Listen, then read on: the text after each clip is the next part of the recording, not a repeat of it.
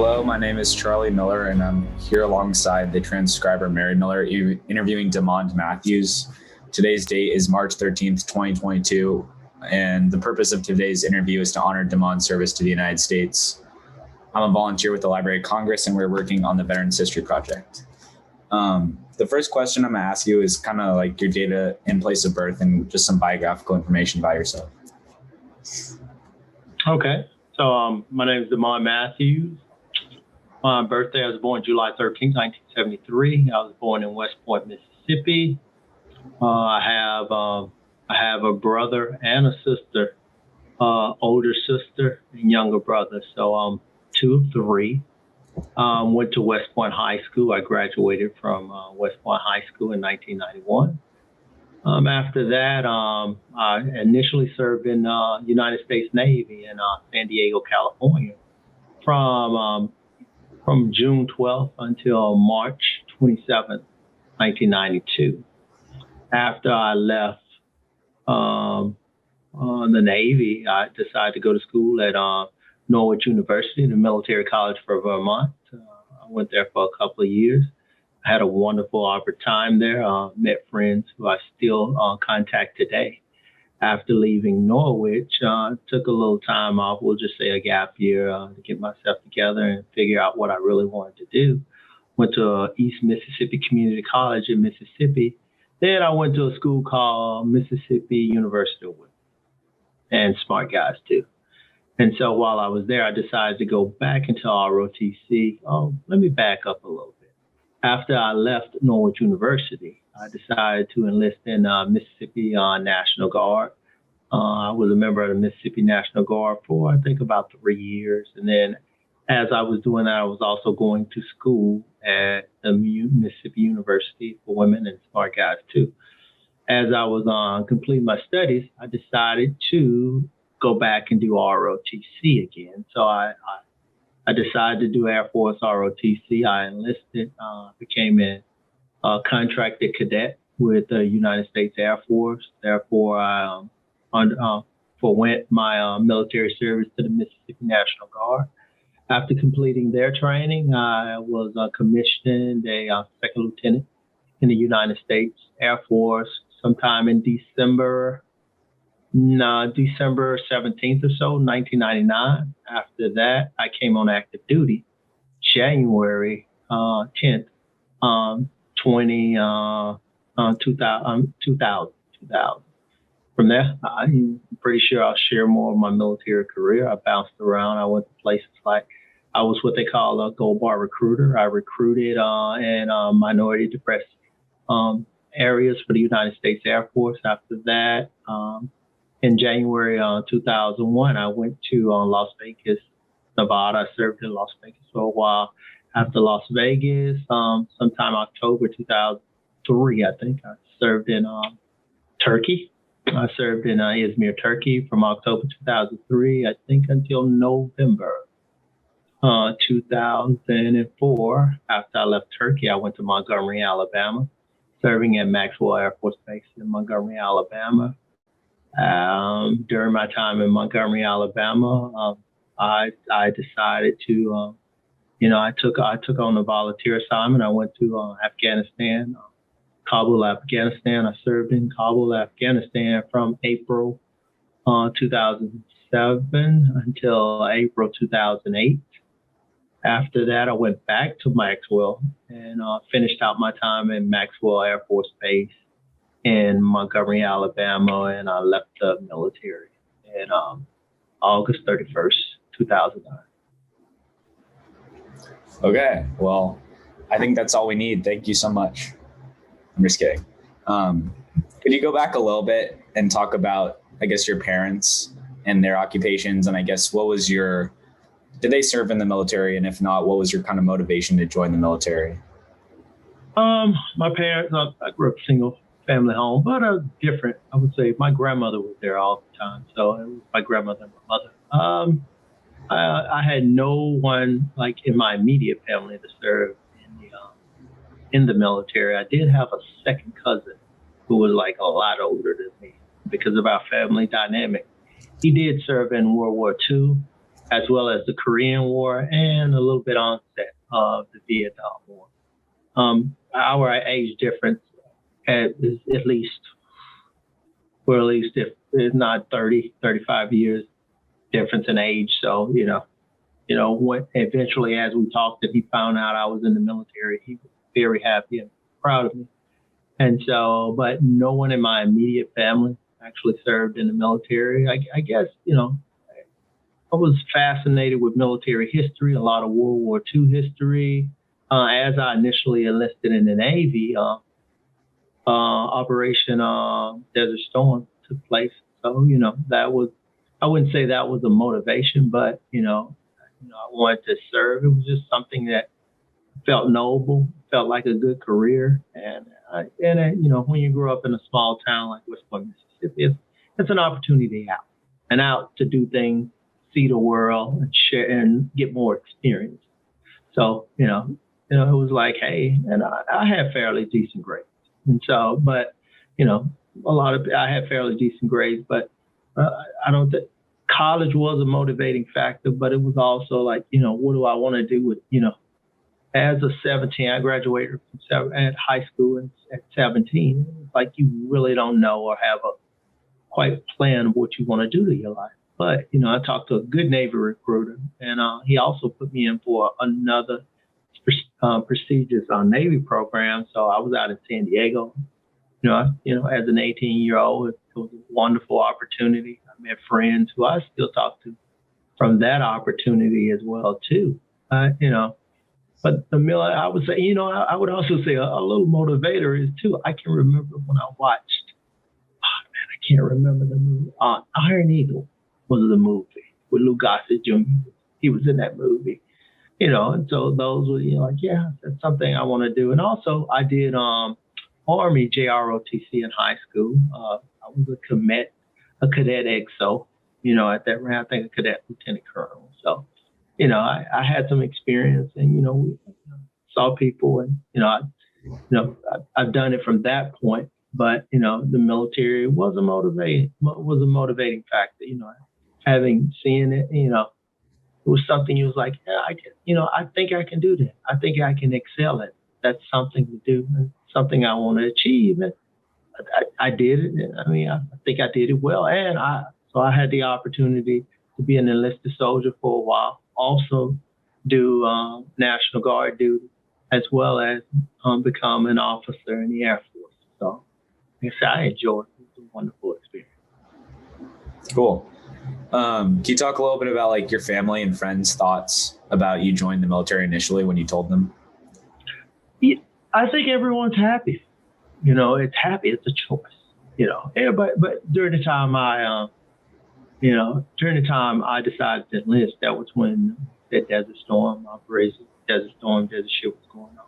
So everybody was a little shaky, because everyone's thinking, oh, you're going to join and you're going to go straight over to Iraq and defend. But, in most military opportunities, it does not happen like that. You do not sign up and they send you directly to, any conflict, because they want you trained.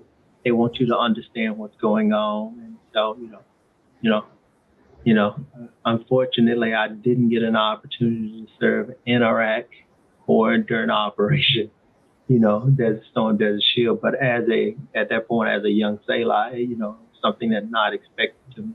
And it was conveyed to me, you should not expect to go there or even see there, for years. So, so there was no problem. But I think everybody's just happy for you, and they happy you made a decision.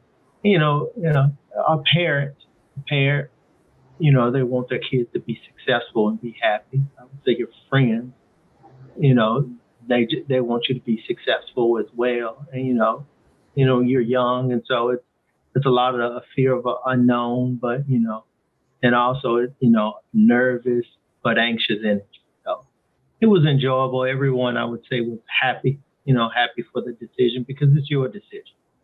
And so, and I'm glad I did it. I lived a wonderful life by doing it, and met some wonderful people as well. Awesome. I know you said, I believe you enlisted in San Diego. Can you talk a little bit about what branch you entered and why? Oh, the initial branch I entered was the United States Navy. As I was in high school, during I think it was like during my senior summer, the summer going into my senior year. I talked to a recruiter. He gave me all the opportunities. And you'll probably get the opportunity as well too to take the ASVAB test, military ASVAB, and I scored very well on it. And they were like, hey, these are the opportunities that you can do, because you did this well on the test. So, hey, what do you want to do?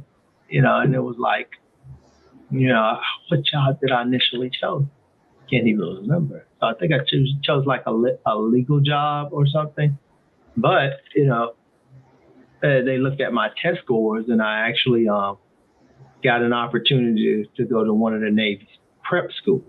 Right out of high school, you go do your military training, and they put me in a prep school. And, I have no problem. That I was young, I had a good time, and prep school probably was for me, but I didn't put forth the attention and the effort that I should. So I had an opportunity where I could continue in the Navy, or I could go to college, and so I chose to go to college. Yeah. When you left college, you graduated, I guess, did you re-enter the military or? Yes. When right before graduation, I took the oath, the commissioning oath, and I became an Air Force officer in December 17th, I think 1999, give or take a day. And what were kind of the initial steps after you signed up? Did you go straight to training and boot camp, or? As a commissioned officer, actually, I was selected to be what the Air Force called at the time was a gold bar recruiter. I recruited. I was basically a recruiter looking for, let me see. I was looking for students, and just trying to look for students for Air Force ROTC scholarships, because the Air Force had many opportunities, and they just wanted to provide outreach out in the community, with people from that community who have graduated to hopefully find, kids who are anxious to, come to Air Force opportunity, Air Force ROTC, and have the opportunity to hopefully become an Air Force officer. So I did that for a year. It was wonderful. I did it with one of my good friends who I talked to today. Also, one of the guys who worked there. So, like I said, that was a wonderful opportunity. Basically, I graduated from college. I took my oath of enlistment, and I stayed at home and started recruiting for the Air Force. So then how did you get, I guess, into like a combat or role? How did you go from? Okay. Well, I was chosen, out of college. I was chosen. I was given the Air Force career field. I did a personnel / commander support. What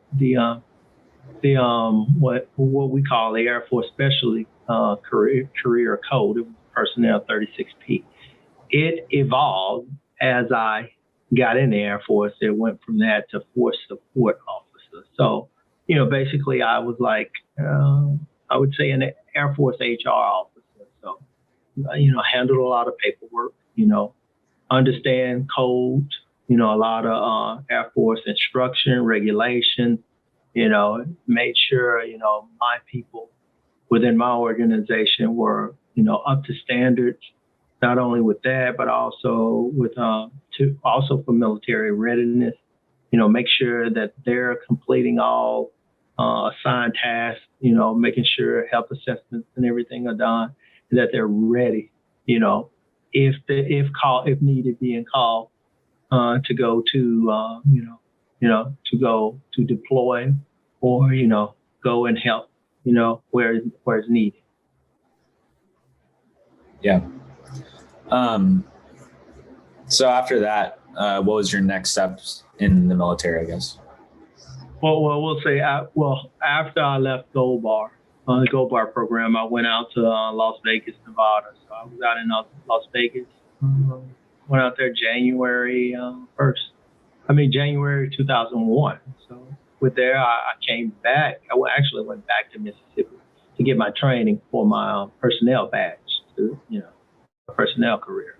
After that, I came back to Vegas and, started. I was a section commander of a logistics, what they call at that point, it was supply. It's evolved into logistics, a squadron. So my job was to make sure, basically all of their paperwork was together and in line all the time.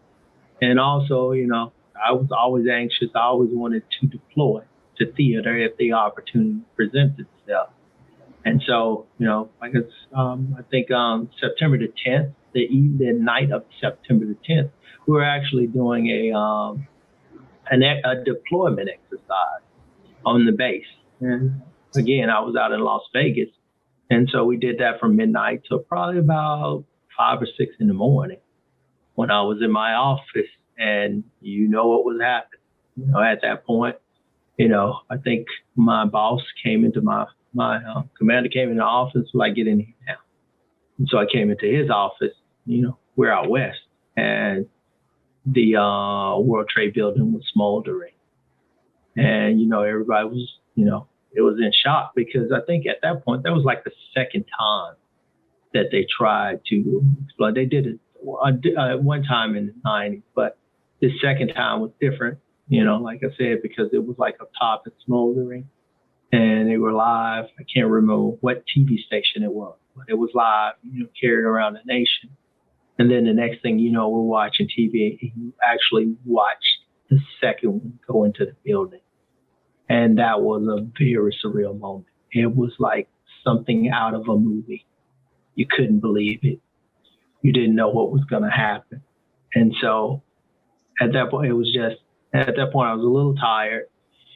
And like I said, so my boss asked me, command asked me, hey, what do you want to do? Do you want to go home, or do you want to stay here? And I was like, I'm going home. So as I was on my way home, all the other events happened, the Pentagon, as well as the event in Pennsylvania. And at that point, I can't remember the exact time or whatever, they completely locked down every military base and grounded every plane in the United States. And so that was it. But out there, within that supply unit, I did have some people who were some of the first personnel on the ground in Kabul.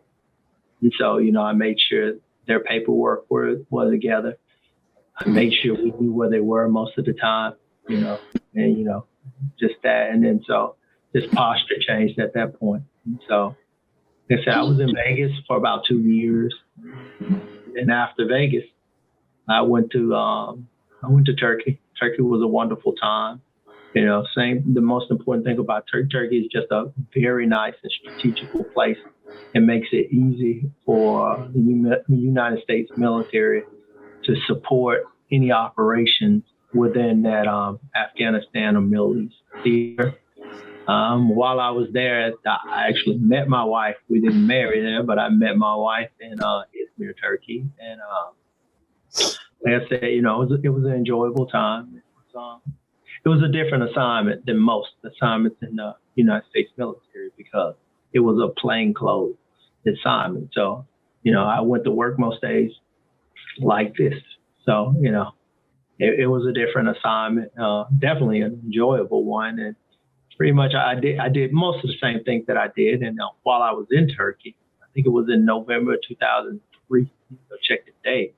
That was when terrorist group actually bombed the Akbank building in Istanbul. So while I was there, we had to do some things like change what we would call posture, our stance of where we were in Turkey. And so, it's a lot of things was happening then. And so did that. Turkey was definitely an enjoyable time. I learned a little Turkish, and learned, also met wonderful people who I still talk to this day. Then after that assignment, I went to Montgomery, Alabama. And when I went to Montgomery, Alabama, I worked for Air Force ROTC again. This time I was deputy chief of the scholarship branch. Did you have something you wanted to say, Charlie? In Turkey, what was like what was kind of like the morale around camp, and like what were your initial impressions over there? I love Turkey. I mean, I still love it. Love it to this day. I go visit. It was, I mean, wonderful people. I mean, the most important thing about Turkey is Turkish people treat everyone, you know, as a they treat everybody as a neighbor, you know, as a guest. They're wonderful hosts. You know, security wise, you know, most important thing about being overseas is you're overseas. So, you know, you know, I would say the onus is on you to be, you know, be careful, be diligent, and, you know, watch your surroundings and watch what's going on, you know. So, you know, when you're American overseas in general, you should, you know, be cognizant of what's going on and also world events, you know. But, you know, while we were there in Turkey, you know, I would say it was not that, you know, it was not very, you know, I wouldn't call it dangerous, but even in saying it, I would just say, you know, you would always have to be cautious because you just never knew what would happen and what was going on. So. Yeah. So you said you went back to Montgomery, Alabama after Turkey? Yeah, to Montgomery, Alabama. Yes, I went to Maxwell Air Force Base. While I was there, I spent a stint as the deputy scholarship branch chief and managing the Air Force ROTC scholarship budget of $80 million a year. So that was a nice job. You know, main thing is, you know, did the same thing, a lot of regulation. It was reading regulations, knowing regulations, and, you know, understanding also what they call the DODMER process, the Department of Defense Medical, I think, Examination Review Board. Because when you get a scholarship, you know, when the government decides to give you money, they need to know that you're well enough to, you know, finish the scholarship, you know, complete the scholarship, but also serve in the military. And so that was one of my things. So I sat on a lot of boards, you know, scholarship boards with senior military officials, also within interviews, and also just checking the budget, making sure everything runs correctly and up to speed. And, you know, and also at times, you know, actually speaking with a lot of the possible candidates, and, you know, who wanted to be Air Force officers. So it was a wonderful job, and I always think it you know, gets you back to the roots, and you get to see young people, and, you know, you try to give them words of encouragement moving forward, and hopefully motivate them and let them know that, hey, you know, hey, it'll be wonderful to see you one day as an officer. You know, best of luck moving forward. Where were you next stationed overseas after Alabama? Well, yeah, I was still in Alabama, but I actually volunteered to go to Afghanistan, and so I was in Afghanistan from April 2008 to, April 2007 to April 2008. Prior to going to Afghanistan, I did about 3 months of training at Fort Riley, Kansas. I did some what we call embedded training team training. You know, learning how to conduct yourself within theater, and, you know, learning of what your goal is going to be, what do you need to do, learning how to drive, fire a weapon, you know, take secure postures and everything. Also, be a commander of sorts, and also within that, I was, you know, with my personnel background, I was basically chosen to assist the commanders with any personnel actions with Air Force, with most of the deployed Air Force personnel who came with us, because we came, I think, a team of probably about 78 or so, but also within theater, there are Air Force people deployed everywhere. And because you deployed, you know, certain things don't stop. Like, we need to make sure, you know, we have an accurate count of people and where they are. And also we need to make sure reports are done and, things are done within their personnel cycle. So, back home. So, we were kept abreast of actions that were going back home.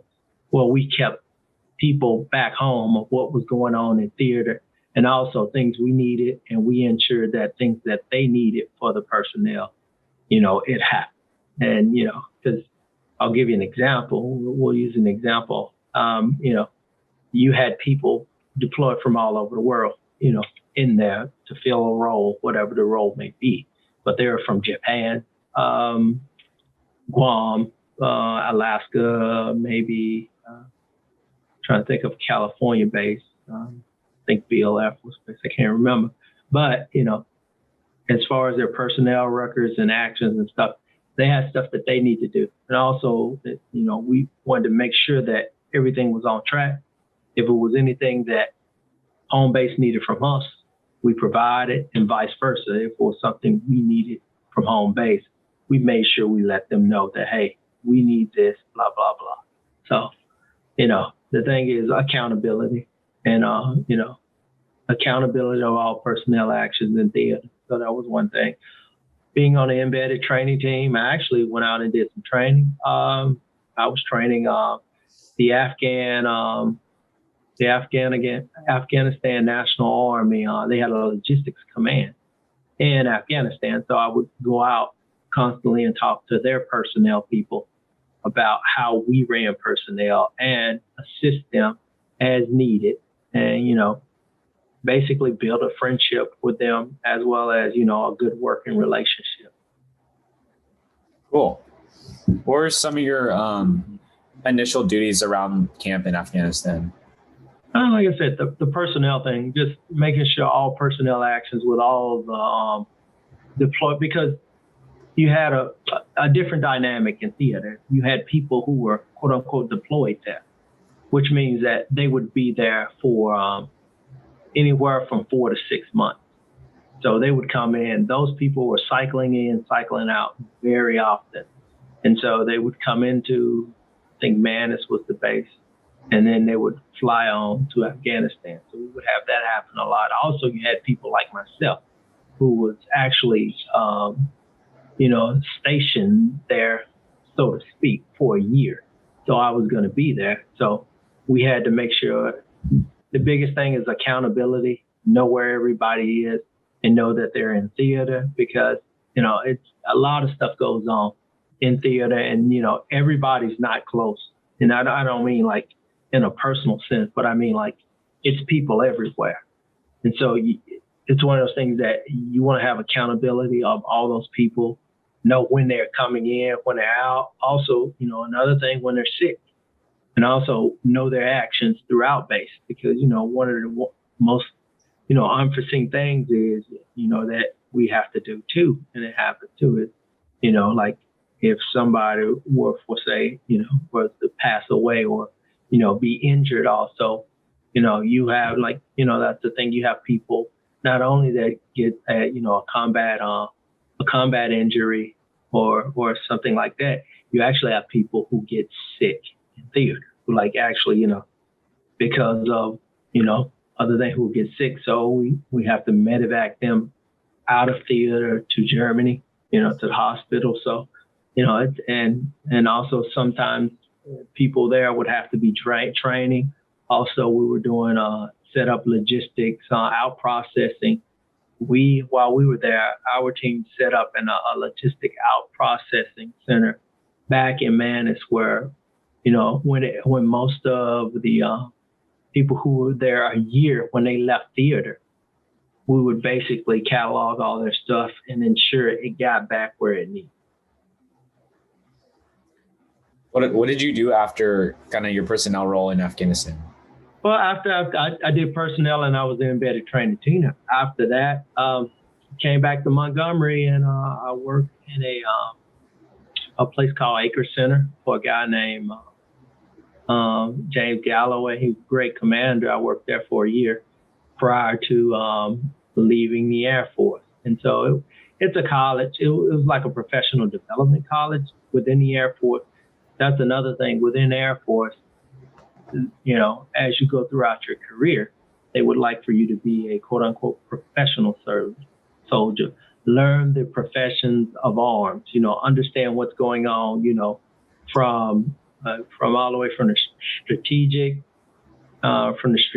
down to, operational level and whatever. So, Montgomery is a big training ground for a lot of Air Force officers.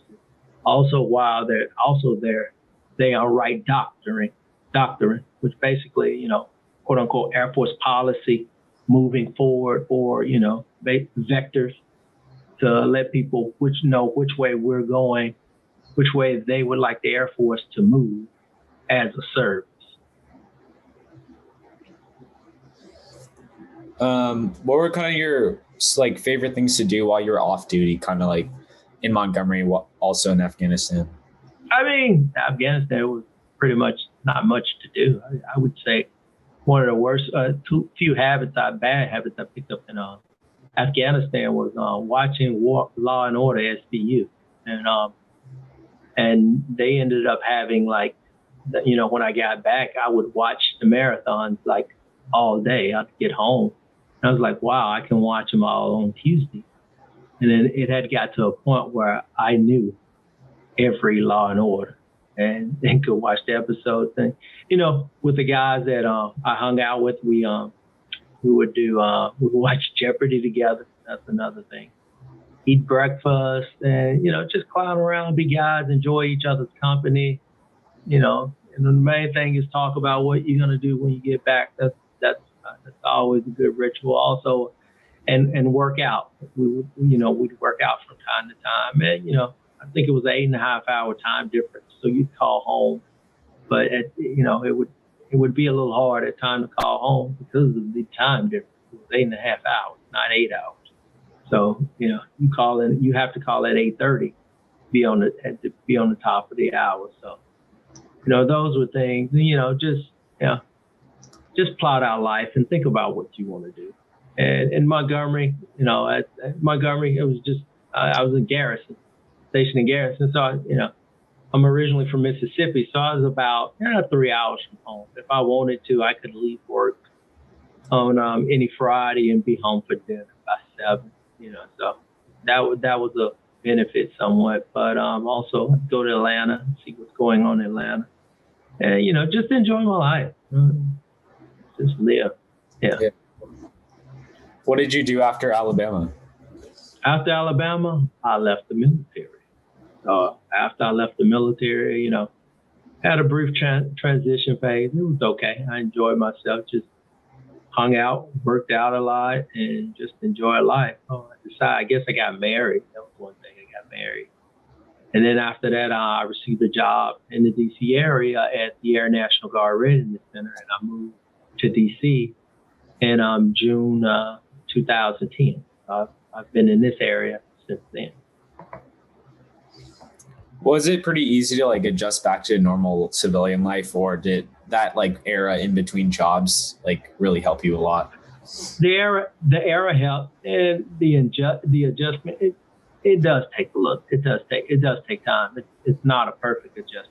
It's just, with anything, it's you will have your adjustments coming soon from junior high to high school to college, then after college, and after college to working life, married life. Life is about adjustment. You just have to take your time, think it out. The most important thing is, as you're adjusting and as things coming forward, you just need to think and plan. That's the most important thing. Just think and plan of how you want to do it. What do you want to happen? But, there is, regardless of how much planning you do, nothing will happen perfect. So, I don't want to say when bad things, but, when your strategy or when goals a little bit to the side, take a deep breath, focus, and, try to get back in line. But, it was an adjustment. But I think personally it was something that I was looking forward to and I was ready for, But, even though, any life altering thing as ready as you'd like to be, you just won't be ready for it. You can prepare to death. Hey, I'm pretty sure your mama can share. I'm not saying it because, but your mother can share, stories about, like I'm using the example of you, like, she was ready to have a baby. But when you have a baby, it's like, oh my God, I got a baby. I have to teach this human a lot of stuff from 0 to 1 year. It comes with everything. It's an ebbs and flows, and so I would say, you just got to be ready for it. And I think I had this discussion with somebody the other day. Me personally, I don't plan for rainy days. I expect it to rain every day. So that helps me stay prepared. And then also the most important thing is you got to have a positive attitude with it. You got to be positive, because if you're not, it's gonna overwhelm you. The biggest thing the biggest transition from the military is, I would say, most military people, everything in life, it's routine. And so now you have to get another routine, and expectations are different, going from one, from one world, I would say, to the next. But all in all, it wasn't that bad. It took a moment, but I would say definitely I had 10 months in between. That helped a lot. So. Do you want to talk a little bit about like what you're doing today and kind of your involvement with veterans? Oh, okay. Oh, it's no problem. Now, I try to volunteer and serve on veteran groups that are available. To be honest with you, I have a 6 and 8 year old, so they take up a lot of time. Also, I worked at the Air National Guard Readiness Center for, I think, 6 years. While I was there, I went to George Washington University, and I received my master's in political management from George Washington in 2015. While at George Washington University, I was selected as a presidential management fellow, and I began a fellowship at the Environmental Protection Agency as a intergovernmental liaison, helping with intergovernmental issues with the environment and whatever. And after working there for like about 2.5 years to 3 years, I did some budget work for EPA. And then after working on a budget cycle, I went downstairs and served as a congressional liaison for the Environmental Protection Agency. And then while in the performance of that duty, I was selected to be a Brookings Fellow. And as a Brookings Fellow, I worked in the offices of L.C. Hastings, Florida 20, prior to his passing. And then upon his passing, I moved to the office of Congressman Mike Thompson of California 5. I worked there until December 2021. It was rewarding. I worked on veterans issues, worked on defense issues, national security issues, and education and Native Americans. It definitely a rewarding experience. I learned a lot. And after that, and now I'm back at the EPA, working on, being a congressional liaison for the Environmental Protection Agency. So, I've had a full experience. I can't be. I'm happy. I'm happy. Most important things is I have my health. My family has our health, and just trying to enjoy life to the fullest. Yeah. Damon, can you tell us, are there a lot of military vets in government? You've worked across so many different agencies in the DC area. Is that unusual or pretty common? No, the thing is a lot, some have preference, but also it's just military veterans have some of the skills that people need. They have some of the skills that they need, they're disciplined, they understand, they ask questions, and, they're mission oriented. So, depending on what happens, life takes a lot of military professionals different ways. Some of them go back to school. some stay or do reserve duty or whatnot. And, depending on the job and the career field and the need, some have the experiences and skills that a lot of, employers are looking for. And so, it just depends. The most important thing is, it's about, if the opportunities exist, and also too, you can't be shy. You got to get out there and look for the opportunity as well too. So within the DC area, without a doubt, it's a lot of military, ex-military, as well as it's a lot of military here because all branches are here too. So it's a lot. But then also, even in saying that, DC has a lot of what's the word? It's a metropolitan area because there's also a lot of internationals within the area because all the embassies are around as well too. And you have an influx of people coming from all directions, and now DC is becoming a real big IT hub as well too. So I like it here. It's a wonderful place.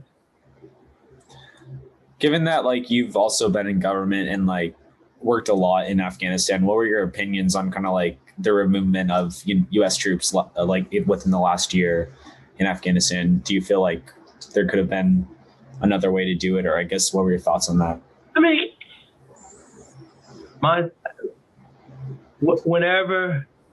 Whenever someone, there's never a good time. It's just never a good time. It's never a good time to do it. And so, that's my main thought about it. Because if not now, when? And we at that point we've been over there over 20 years. At 20 years, and so it's hard to say. Could it have been better?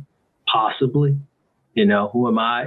It's easy to, on the outside looking in, and now, like I said, at that point when they left, that was over. I was there at that point, 12 years ago, maybe something like that, 12 and a half, so, there is never really a good point to leave, but at some point, we have to go. And the thing is, I guess, Commander in Chief, President made, he made his decision on, everything that the commanders on the ground had given him and everything. So, I'm assuming, and I hope it was an informed decision. So that's all I can say about it. I think I'm ambivalent about it. I don't judge, either way. Thank you so much for your service to our country, and also thank you for taking your time tonight to tell us about it. It really is a pleasure to hear just the variety of experiences that you were able to have within the military, and it really sounds like it was something that obviously is a huge part of your life, but that really made you who you are today. Well, no, you guys, thanks for the opportunity. I really enjoyed it.